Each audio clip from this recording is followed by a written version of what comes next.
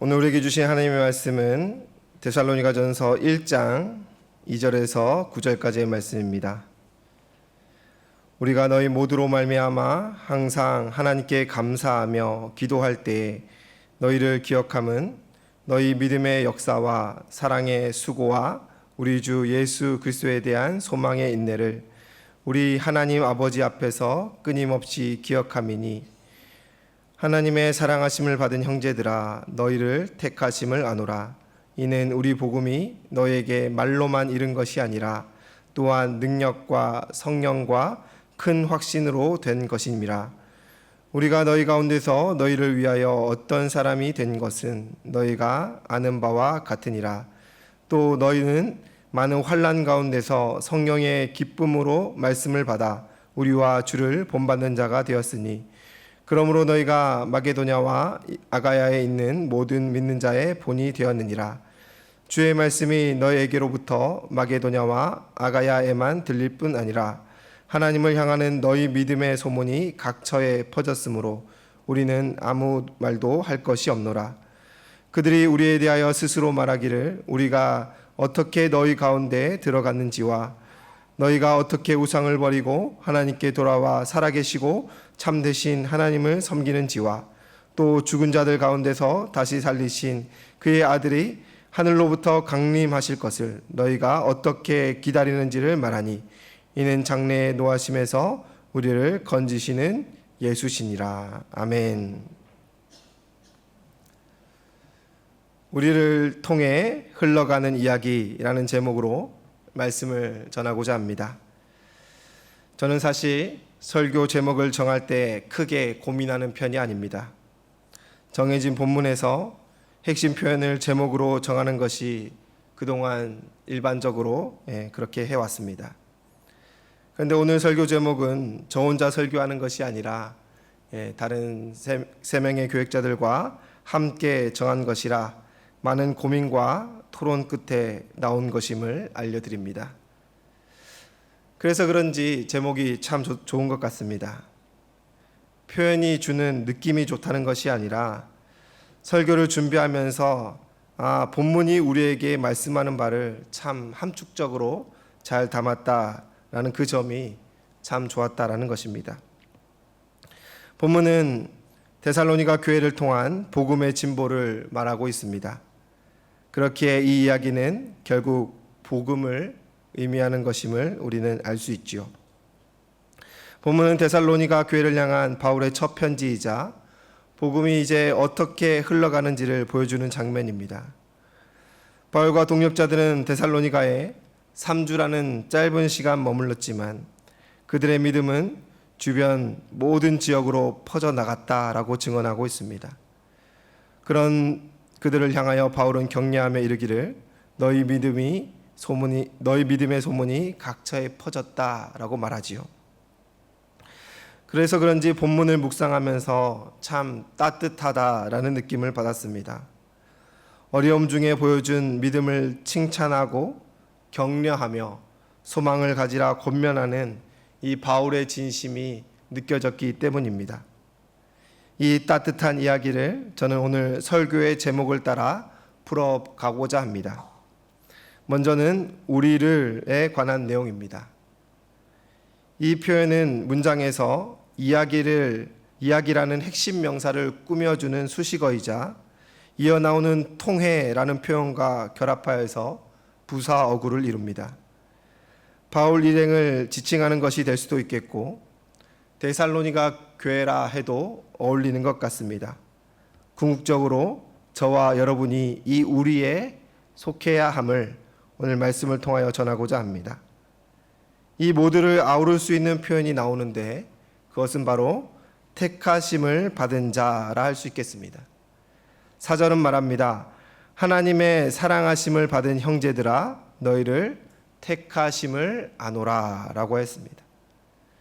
바울과 실라와 디모데 그리고 데살로니가 교인 그리고 저와 여러분 모두 하나님으로부터 사랑을 받았고 그의 택하심을 받은 우리라는 이 표현에 다 속할 수 있다라는 것이죠.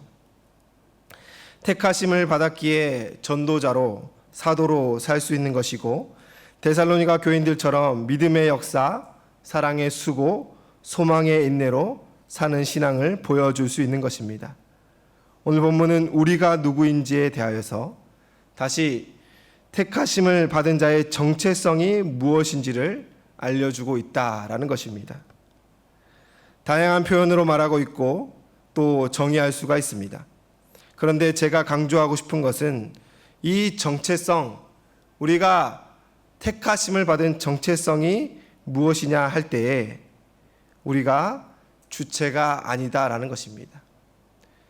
택하심을 받은 자가 주체가 아니고 택하신 이가 주체라는 것이지요.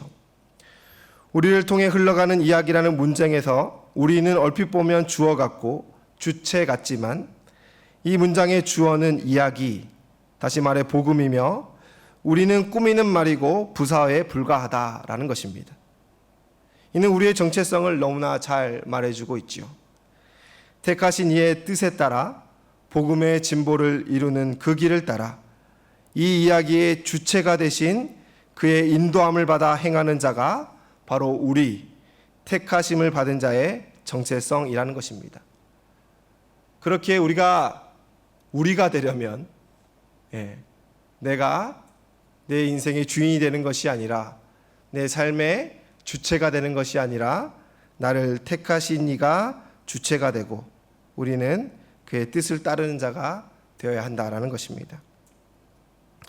여러분, 교회의 뜻이 무엇입니까? 헬라어로 에클레시아라고 하지요. 부르심을 받은 자들의 모임이라는 뜻입니다.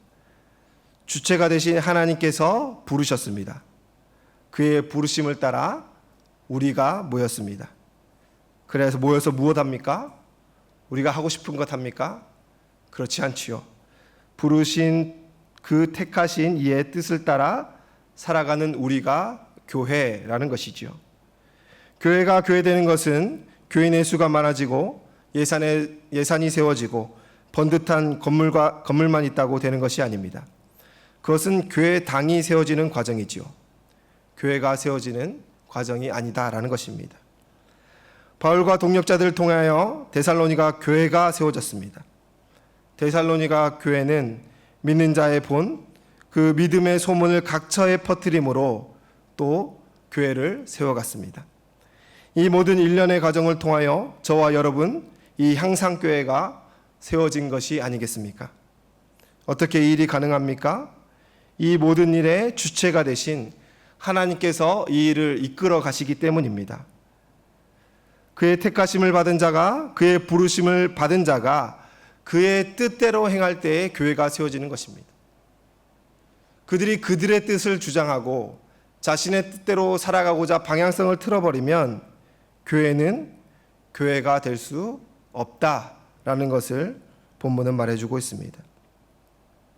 그렇게 우리는 본문 앞에서 우리는 택하심을 받은 자로 부르심을 따라 살아가고 있는지를 성찰해야 하겠지요. 다시 말해 삶의 주체가 나인지 하나님이신지를 우리는 매일 분명히 해야 한다라는 것입니다. 삶의 주체가 나 자신이라면 오늘 설교 제목이 말하는 우리에 속할 수가 없다라는 것입니다. 인생의 주인, 삶의 왕자, 인생의 주체에서 내려와야만 우리는 이 아름다운 이야기에 우리에 포함될 수 있다라는 것이지요. 많은 인생들이 이러한 삶을 부정하며 자유롭게 살고자 하지만 진짜 자유는 택하신 이를 인정하여 그의 뜻을 따를 때에 진리로 자유케 하시는 하나님의 놀라운 은혜를 경험할 수 있다라는 것을 성경 우리에게 수없이 말하고 있음을 꼭 기억하시기를 주님의 이름으로 축원합니다. 다음은 순서를 따라 통회라는 표현을 우리가 상고해 봤으면 좋겠습니다. 이 표현은 의존명사로 앞선 우리들과 결합하여 부사어구를 이룬다라고 했습니다. 역사의 주관자 되신 하나님, 우리를 택하시고 부르신 하나님께서 모든 것의 주관자 되심을 우리는 익히 잘 알고 있으며 그렇게 한다고 우리는 입술로 고백하고 있지요. 그런데 그 하나님께서 그 위대한 역사를 이뤄가시는 일에 참 이상하게도 우리를 통해 일하신다라는 것이 참 놀랍고 설레는 일이라는 것입니다. 우리는 늘 하나님이 전능하다라고 고백하는데 그 전능의 능력으로 직접 하지 않으시고 우리를 통해 하신다라는 것은 은혜이며 축복이라는 것을 우리는 꼭 기억했으면 좋겠습니다. 통한다라는 것은 동참하며 참여하고 쓰임받는다라는 의미지요. 연합하여 편을 이룬다는 뜻이기도 합니다. 우리는 이것의 가치를 잃어버릴 때가 너무나 많습니다. 우리는 이 가치를 기억했으면 좋겠습니다. 2012년에 런던 올림픽이 있었습니다. 많은 종목이 주목을 이끌었지만 남자 축구에서 우리나라 국가대표는 승승장구하며 동메달을 획득하였습니다. 이때 남자 축구팀은 동메달이란 영광과 함께 병역 특례라는 큰 혜택을 받게 되었습니다. 이때 논란이 된 선수가 한 명 있었는데 기억나십니까? 바로 김기희라는 선수입니다. 당시 병역법 시행령 제68조 11에 이르면 단체 종목의 경우에는 실제로 출전한 선수만 해당한다라는 조금 빡빡한 조항이 있었습니다. 김기희 선수는 동메달을 따기 직전까지 1분도 필드에 나가지 못했습니다. 이제 동메달을 따고도 혜택을 받을 수 없는 상황이었습니다. 이를 알고 있던 감독은 동메달이 확정되기 4분 전에 김기희 선수를 출전시켜 함께 혜택을 얻을 수 있게 하였습니다. 이후 많은 논란이 있었습니다. 그러면 되냐? 출전 안 시켜야 되는 거 아니냐라는 사람들도 있었고, 그래 너무 잘했다. 이왕 받는 거 다 같이 받아야지 라는 사람들로 나뉘어서 논란이 있었죠. 그래도 적법하게 군면제를 받을 수 있었습니다. 제가 이 예화를 통하여 강조하고 싶은 것은 이 복음의 이야기, 하나님의 역사를 이뤄가는 일에 동참하는 것의 가치를 말하고자 하는 바입니다. 여러분, 우리 모두가 사도 바울과 같을 수 있겠습니까? 모든 교회가 데살로니가 교회와 같을 수 없겠지요. 얼마나 많이, 얼마나 훌륭하게 이 일에 기여했느냐라고 우리 택하신 이가 따지지 않으십니다.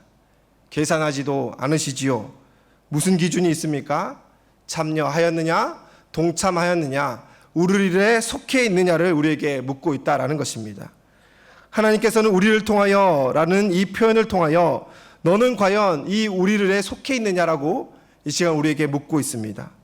우리는 그 가치를 잃어버려서는 안 됩니다. 우리는 주의 일에, 주께서 하시고자 하는 일에 반드시 필드 플레이어로 뛰어야 한다라는 것을 꼭 기억하시기 바랍니다. 사랑하는 성도 여러분, 여러분은 축구 유니폼을 입고 있으면서 경기와 상관없는 자로 살고 계시지는 않으십니까? 군복을 입고 있으면서도 전쟁과는 무관한 삶을 살고 있지는 않으십니까? 예수님과 연합하여 그에게 속하고 그의 편에 섰다라고 입술로 주장하지만 우리의 모든 관심과 삶의 모습은 세상과 벗하고 어깨동무하고 있지는 않으십니까? 그렇다면 우리를 통해라는 표현에 속할 수가 없습니다. 우리에게 허락된 영광에 동참할 수 없다라는 것이지요. 90분 풀타임이든 4분이든 1분이든 우리는 이 이야기에 필드 플레이어로 뛰어야 한다라는 사실을 우리는 꼭 기억했으면 좋겠습니다. 주의 부르심을 따라 이 하나님의 역사를 함께 써가시는 이 역사에 귀히 쓰임받는 저와 여러분 되시기를 주님의 이름으로 축원을 드립니다. 이제 마지막 이야기, 흘러가는 이야기라는 표현에 대하여 살펴보고자 합니다.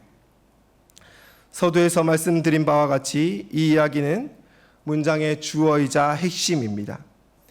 이것은 무슨 뜻입니까? 물구나무 서서 봐도 복음, 기쁜 소식이지요. 우리 모두는 이 복음으로 인하여 예수님을 만났고 거듭나 새 생명을 얻은 자들입니다. 복음은 예수 그리스도의 십자가로부터 흘러 지금 우리에게까지 거슬러 흘러 진보하였습니다. 본문은 그 흘러가는 현장을 역동적으로 우리에게 보여주고 있지요. 그런데 여러분, 이 역동적인 흘러감이 현대를 사는 우리의 모습 속에서 실현되고 있습니까? 우리는 이 본문의 모습과 과연 닮아 있습니까? 역동적으로 흘러가는 이 이야기가 지금은 흐르고 있는 것인지, 머물러 고여 있지는 않은지, 아니면 역류하고 있는 것은 아닌지 우리는 심각하게 고민을 해볼 필요가 있다는 것입니다. 우리는 한 입으로 말합니다. 전도가 힘들다. 복음 전파가 잘 안 되는 시대를 살고 있다 말하지요. 영혼 구원에 대하여 외치는 그 강단의 목소리를 우리는 좀 외면하고 싶습니다. 틀린 말이라 할 수 없습니다. 하지만 여러분, 전도가 어렵지 않고 복음 전파가 잘 되는 시대는 그 어떤 때도 없었습니다. 다른 것이 있다면 복음의 가치를 드러내는 시대와 복음의 가치를 훼손하는 시대로 나뉜다라고 할 수 있겠습니다. 여러분, 복음은 그 자체로 힘이 있습니다. 어둠이 아무리 빛을 가리려 해도 복음은 어떤 방해에도 빛을 비추고 꽃을 피워왔습니다. 그런데 복음 맡은 자들이 필드 플레이어로 흘려보내는 일에 쓰여지는 것이 아니라 오히려 복음의 물길을 막고 훼손하고 오염시킬 때에 복음의 진보는 흘러갈 수가 없다라는 것입니다. 6절은 말합니다. 우리와 주를 본받는 자가 되었으니. 7절은 말합니다. 모든 믿는 자의 본이 되었느니라. 8절은 말합니다. 너희 믿음의 소문이 각처에 퍼졌으므로. 본문에서 흘러가는 이야기를 나타내는 것은 다 무엇입니까? 전도에 얼마나 열심을 냈느냐, 노방전도 몇 번 나갔느냐, 단기 선교 몇 명 갔느냐, 몇 번 갔느냐가 아니라 어떤 방법과 전략을 말하는 것이 아니라 무엇이지요? 삶입니다. 삶으로 살아갔다라는 것입니다. 삶 자체가 복음이었다라는 것입니다. 복음의 삶을 살아갔을 때 노력하지 않아도, 의도하지 않아도 전파되고 흘러갔다라는 믿음의 소문이라는 표현에 우리는 주목할 필요가 있다라는 것이지요. 우리는 전도를 생각할 때 방법론을 먼저 생각합니다. 어떻게 설득해야 할지, 어떻게 마음을 움직일지. 하지만 우리가 믿는 예수 그리스도 그 복음의 가치를 생각하면 이는 너무 모순된 것이 아닙니까? 예수 그리스도는 세상을 향한 가장 큰 선물이며 은혜입니다. 우리 중에 이것을 부정하는 이가 있습니까? 그렇지 않지요. 가치 있는 선물을 주는 이가 그것을 선물을 준비하면서 받는 이가 제발 받아주기를 설득하고 조급해하는 것은 여러분 조금 이상하지가 않습니까? 물론 그 가치를 모르는 이에게 깨닫게 하는 것이 참 어렵고 쉽지 않지만 복음의 가치를 깨닫게 하는 것이 전도요, 선교라는 것을 우리는 잊지 않았으면 좋겠습니다. 5절을 한번 같이 읽어볼까요? 시작. 이는 우리의 복음이 너희에게 말로만 이른 것이 아니라 또한 능력과 성령과 큰 확신으로 된 것임이라. 우리가 너희 가운데서 너희를 위하여 어떤 사람이 된 것은 너희가 아는 바와 같으니라. 아멘. 우리가 함께 읽은 이 5절 말씀은 바울이 복음 앞에 행하는 바를 함축적으로 너무나 잘 보여주고 있습니다. 세 가지로 요약할 수 있는데 노란 글씨로 된 말과 큰 확신과 어떤 사람으로 된 것입니다. 말로만 이른 것은 아니다라고 했는데 여러분, 복음은 당연히 우리의 입술로 증거됩니다. 하지만 논리적인 설득, 화려한 말솜씨, 해박한 성경 지식을 말한다고 복음이 제대로 흘러가는 것은 아니다라는 것을 성경은 말합니다. 내가 만난 예수님, 그분을 만나 변화된 삶을 진솔하게 진심으로 간절한 소망을 담아 말하는 것, 그 자체로 충분하다라는 것을 꼭 기억했으면 좋겠습니다. 다음 큰 확신은 복음을 통하여 나타나는 능력, 성령의 내주하심을 확증하고 확신하는 것입니다. 사람의 소통이란 참 오묘하지요. 말에도 뉘앙스가 있고 표정, 분위기, 제스처 등으로 인하여 말이 아무리 논리적이라도 신뢰가 가지 않을 수도 있고, 반대로 논리와 거리가 멀고 투박한 말솜씨라도 진심이 전해지고 신뢰가 가기도 하는 것입니다. 우리가 내주하시는 그리스도께 매어 있고 성령 하나님께서 동행하심을 확신하는 그 자체, 우리가 예수 그리스도로 변화된 삶을 살아가는 그 확신의 그 자체가 복음을 흘러가게 하는 역할을 한다라는 것을 또한 기억했으면 좋겠습니다. 물론 거기서 멈추면 안 되겠죠. 가장 중요한 것은 어떤 사람이 된 것이라는 표현입니다.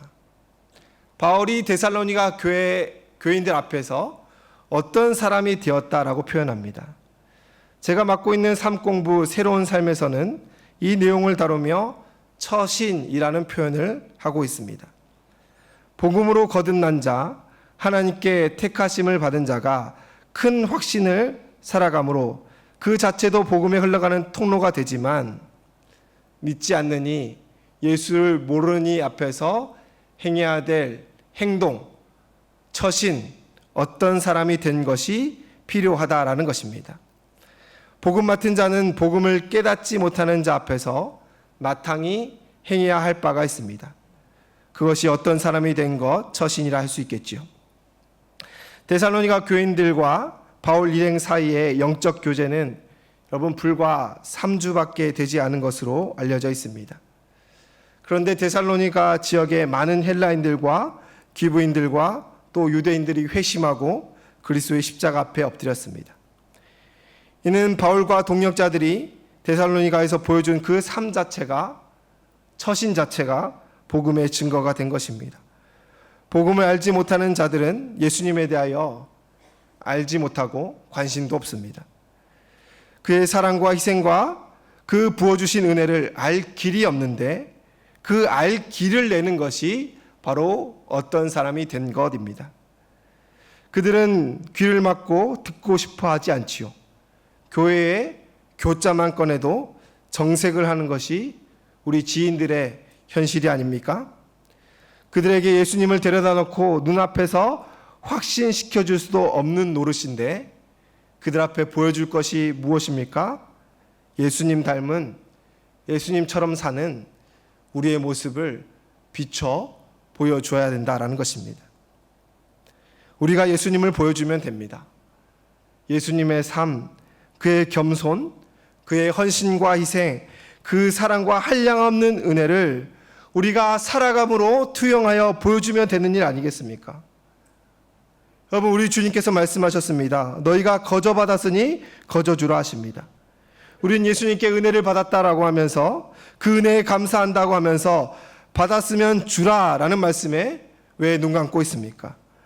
주님 말씀하셨지요. 왼뺨을 맞으면 오른뺨도 돌려대라 하셨는데, 오리를 억지로 가게 하거든 심리도 함께 하라 하셨는데, 겉옷을 달라 하면 속옷까지도 내어주라 하셨는데, 우리는 왜 이 모든 말씀에 성실하지가 않습니까?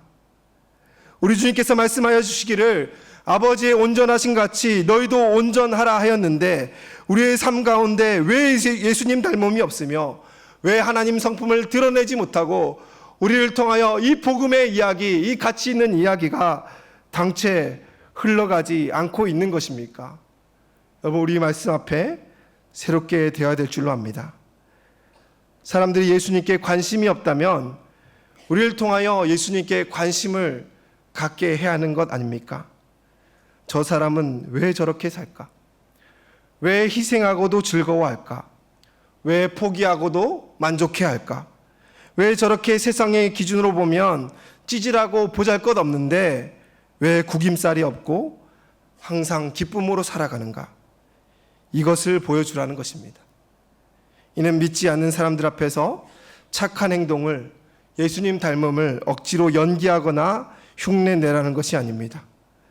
주님께서 말씀하셨습니다. 너희는 어둠의 자식이었는데 새롭게 태어나 빛의 자녀가 되었다라는 것입니다. 그러니 세상의 빛이니 어둠을 밝혀 비추라는 것입니다. 예수님을 만나 그 전의 삶은 어둠이었지만 이제는 내가 예수님을 만나 빛이 되었음을 보여주는 것이 바로 비추는 것 아니겠습니까? 이 단순하고 명료한 개념을 우리는 얼마나 외면해 왔습니까? 여러분, 하나님의 택하심을 받아 빛의 자녀가 되셨음을 인정하십니까? 아무도 인정 안 하시네요. 여러분, 인정하십니까? 그렇다면 비추십시오. 여러분, 감추시지 마시고 빛끼리만 모여있지 마시고 세상에 나아가 그리스도의 선함과 아름다움으로 비추시고 물들으시길 소원합니다. 예수님을 닮음을 우리가 보여줘야 하지 않겠습니까? 그런데 저와 여러분, 조국 교회 현실은 어떻습니까? 권력과 어깨동무하고 범죄의 혐의자가 되어 하나님의 이름을 망령되이 일컫고 교회 내로 벌어지는 이권과 권력 싸움, 목회자의 횡령과 성범죄, 사회 전반에 깔린 그리스도인들에 대한 불신을 우리는 마주하고 있지 않습니까? 비추지 않아서 그렇습니다. 어떤 사람이 된 것과 같은 아름다운 처신으로 살지 않아서 그렇습니다. 오해도 아니지요. 일부의 문제가 과도하게 매도된 것은 더더욱 아닙니다. 이래도 우리가 시대를 탓하며 복음의 진보가 멈춘 것을 합리화할 수 있겠습니까? 아니면 이제 상황이 너무 심각하니 나 하나 바뀐다고 아무것도 바뀌지 않는다라고 생각하시겠습니까? 여러분, 그렇지 않습니다. 우리 하나님께서 지금도 그 복음의 물길을 흘려보낼 통로를 찾고 계십니다. 일할 것은 많은데 일꾼이 없다 하십니다.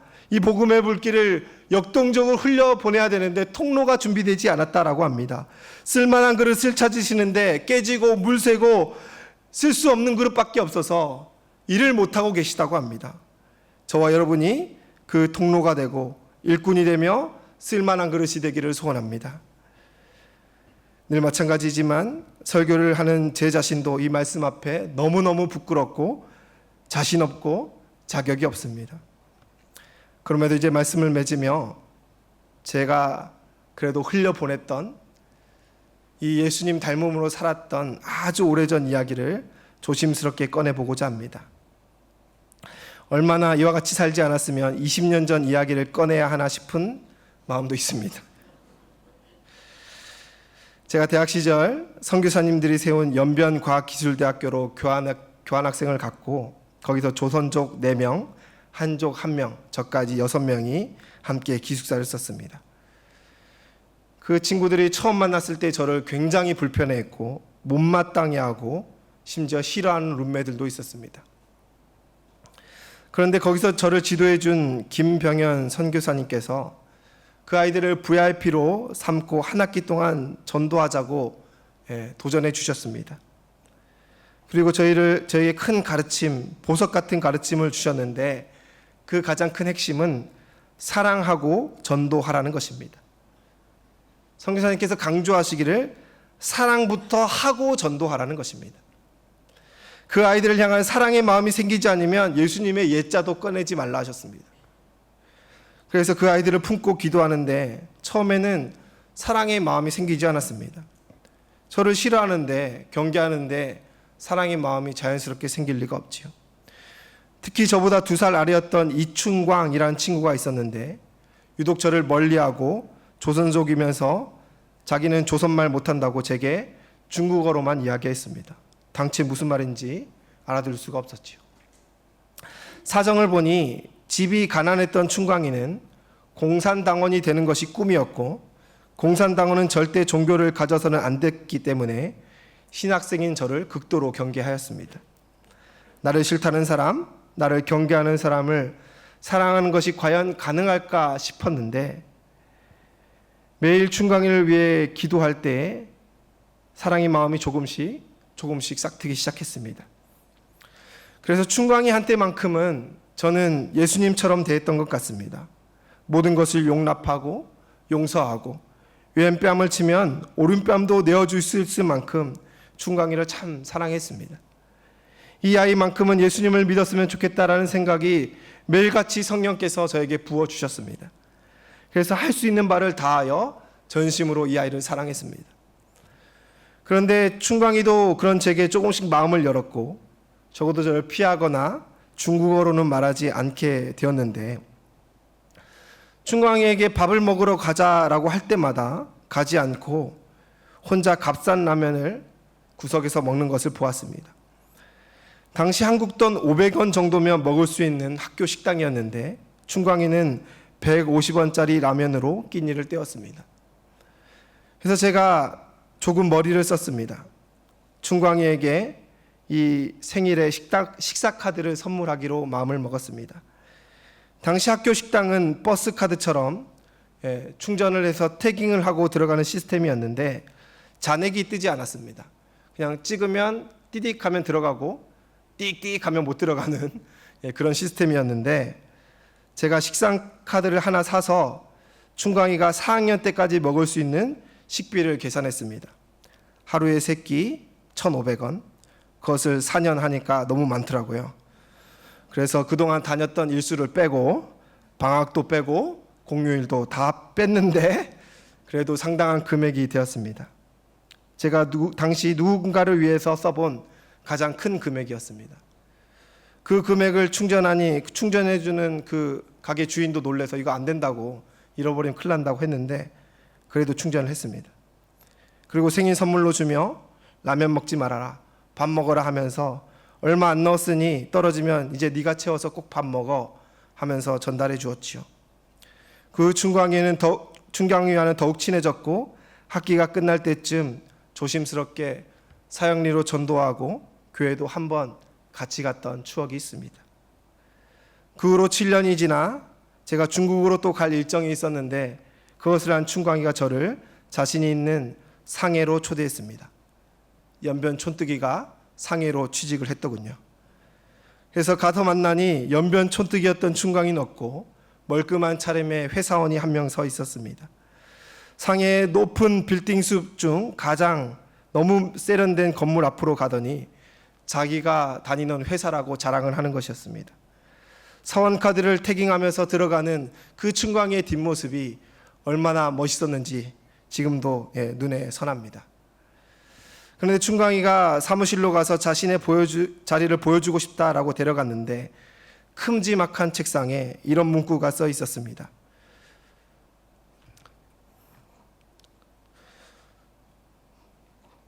주 예수를 믿으라. 그리하면 너와 내 집이 구원을 얻으리라.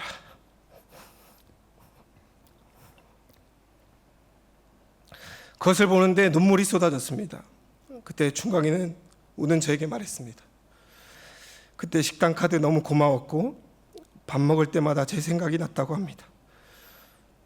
그래서 형이 믿는 예수님이 궁금했고 형이 믿는 예수님이면 자신도 믿겠다라고 결심했다라고 했지요. 사랑하는 성도 여러분, 전 설교를 준비하며 이 추억을 한 주씩 써내려가며 이 이후로는 왜 이렇게 살지 못했나 부끄러운 마음만 가득했습니다. 여러분, 시대의 문제가 아닙니다. 환경 탓이 아니지요. 사람들의 마음이 강팍해서도 아닙니다. 복음의 능력이 없어서는 더더욱 아닙니다. 이제 말씀을 맺습니다. 사랑하는 성도 여러분, 우리는 주체가 아니라 주님이 쓰시는 통로임을 기억하시기 바랍니다. 주님은 오늘도 우리를 통하여 그 복음을 흘려보내시길 원하십니다. 복음은 말로만 아니라 능력과 성령과 큰 확신으로, 그리고 어떤 사람이 된 것을 통하여 흘러갑니다. 빛은 감추는 것이 아닙니다. 세상을 향하여야 하며 그 예수님의 사랑 또한 내가 쌓아두는 것이 아니라 세상을 향하여야 함을 오늘 저는 말씀을 통하여 전했습니다. 복음은 막을 수 없는 이야기입니다.